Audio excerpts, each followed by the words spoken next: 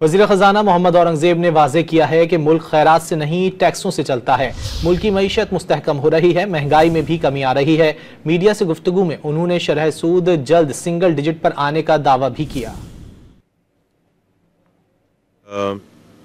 Inflation ہے وہ کہاں پیک کی اور افراط زر جسے کہتے ہیں وہ کہاں پہنچی ہے، اسی طرح شرح سود جو تھی وہ کہاں تھی اور اس وقت کہاں کھڑی ہے، اور اس سے ان چیزوں سے پھر فورن ایکسچینج ریزروز ہیں، کرنسی کی اسٹیبلٹی ہے، اس میں فورن انویسٹرز بھی ہیں، لوکل انویسٹرز بھی ہیں، تو یہ ساری وہ چیزیں ہیں جس سے ملک کا جو اکانومی کا پہیہ ابھی چلنا شروع ہوا ہے۔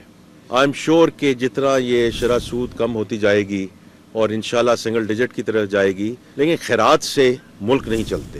خیرات سے ایجوکیشن انسٹیٹیوشن چل سکتی ہیں، خیرات سے فلانتھرپی سے ہسپتال چل سکتے ہیں، لیکن ٹیکسز سے ملک چل سکتے ہیں۔